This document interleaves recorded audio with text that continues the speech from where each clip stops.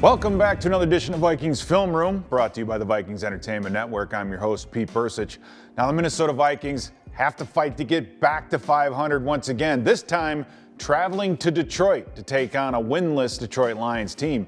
Now, these Lions have some great players. We're going to look at the film and see just exactly what players are doing well, but then again, what opportunities are there for the Minnesota Vikings offense?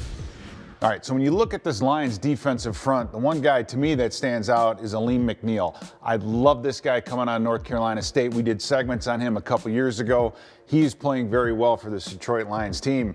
And you'll see he's a beef eater. He's a big dude. He's in that frog stance, right? His job is to eat up space, and he does a very, very good job of it. You're going to see the Bears here trying to block down on him. Look at the strength. He's taking that right arm, putting it under the shoulder of the tackle while his left foot is planted. And because of that, he's actually able to cross face and hold this block and make sure that this gap cannot get run through. So for the Vikings to be able to run the ball in between the tackles, you're going to have to figure out how to deal with Elin Mcneil.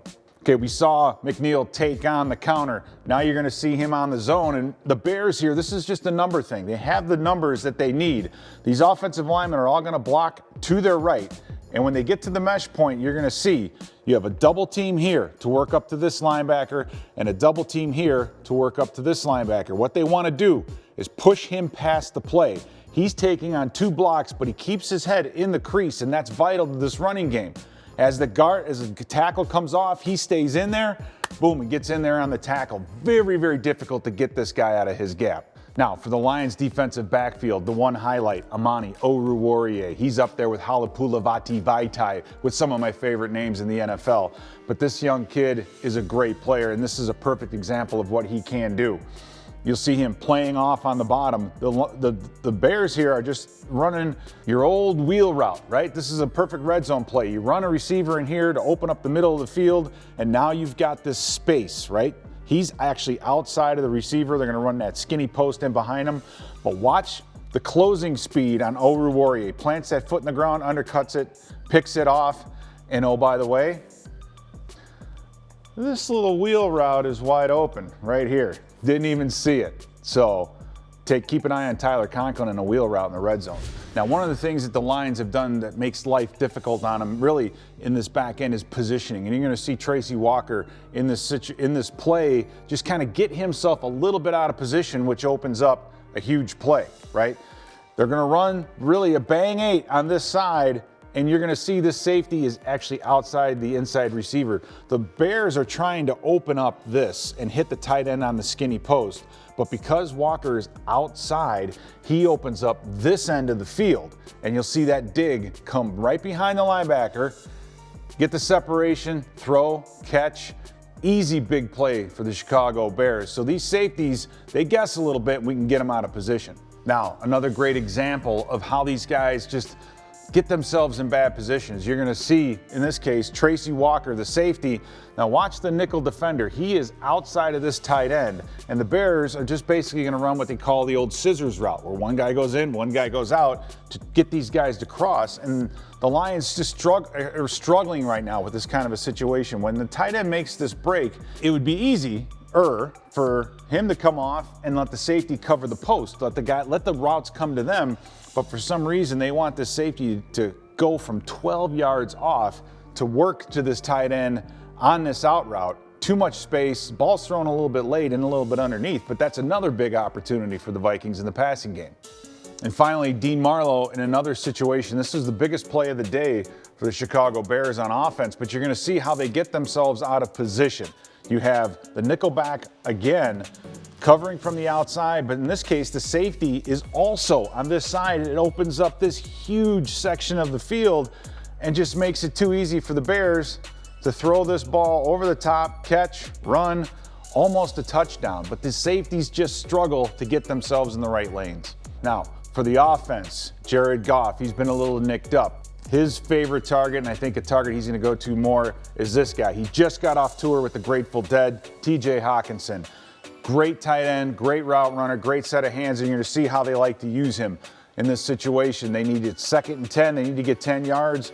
They have him really bracketed, but once again, both bodies inside, and you see this lane. This is a great throw by Goff. This is a strong arm throw. Gets this ball outside, right into the hands of Hockenson, right by the sideline, catches, slides, first down, moves the chains. He's a very good underneath route runner. Another example of TJ Hockenson doing what he does best. This is just a little stab route in the middle, and then what they want to do is take advantage of the one-on-one in space with this linebacker. So he comes up, sets up right in the middle of the field. It's like, don't bite the cheese. This linebacker's vision's in the wrong place. He's looking at Goff, who's smartly looking off to the outside, opening up this area. But Hockenson does a nice little stab move, gets himself open, and look at this catch. Catches the back end of that football, brings it in, moves the chains for a first down. Okay, we talked about Hockenson moving the chains. How about in the red zone? Another great place for tight ends. But Hockenson can do this. Gets up the field, he fakes, he does the out. Now you'll see this corner, he opens his hips to cover the wide receiver, and as soon as he opens his hips, this area is exposed. And this is another great throw by Goff. He's just getting ready to throw this football. He puts this thing right where it needs to be. Bam, catch inside the pylon, touchdown. A great red zone route runner as well. All right, another guy that was highly coveted a few years ago in the draft, Penney Sewell. Now, he struggles a little bit with speed and pass protection, but this is what he does well. He is a very, very good run blocker. And you're gonna see on this play, he doesn't take out just one bear, he takes out two. He comes in, hits this defensive tackle, and the key here is to push him on this side of the guard to open up this gap in the middle. And you'll see he gets that done, then gets out and just takes care of this linebacker, gets him on the ground, pancake block. Penney Sewell is a great run blocker.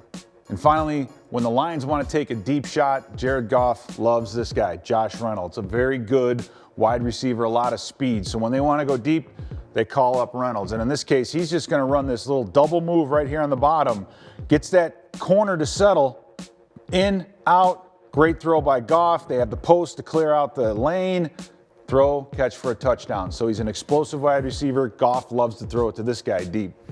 So with any winless team, you can see on film, it's not about them getting beat, it's about them beating themselves. These Lions are plagued by penalties and at the worst possible time, a lot of which that we've seen as Viking fans. So for the Vikings, you got to do what you do best, and that's get to Detroit. Cousins loves playing indoors. I think our passing game is going to be explosive, and it needs to be to beat these Detroit Lions.